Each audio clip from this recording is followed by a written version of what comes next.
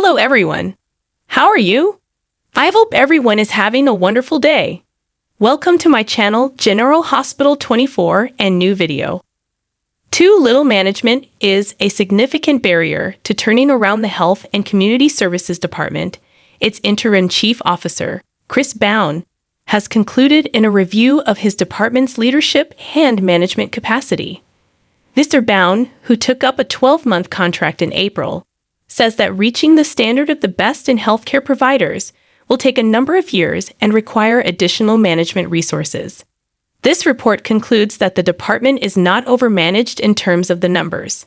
Mr. Bown states, observing that the 45 management staff who account for 1.7% of the department's workforce compare with a 9.5% ratio in the UK workforce. Mr. Bown acknowledges a public perception that managers are largely irrelevant for the delivery of health care, and that spending money on managers is viewed as wasteful, but says that their management capacity is currently less than you would expect to see in the delivery of a major healthcare transformation program.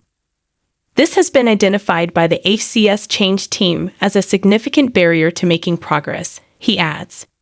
In January this year, Mr. Bown was among a team of independent experts appointed by Health Minister Karen Wilson to join a change team introduced to address a range of challenges identified in the report by Professor Hugo Massey-Taylor, published in August 2022.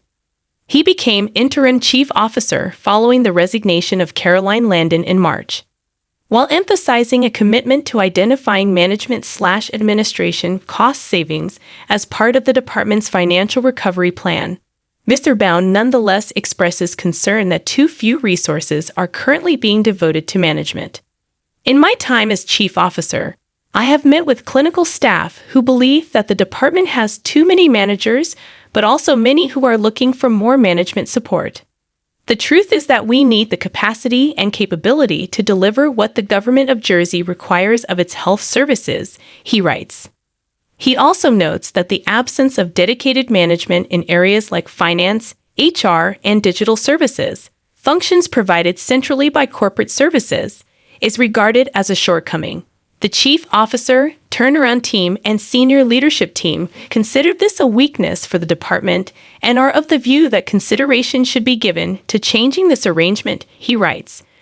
Mr. Bown's analysis shows that the department has 5 executive directors, including a part-time medical director, 17 general management roles, and 23 specialist managers. The cost of these non-clinical leadership/management roles is 2% of the total HCS budget, some £5,113,000 of the total budget of £255,560,000, equating to an average package of £113,622 for the 45 staff. Last year, the total cost for HCS salaries was PS $169,429,000.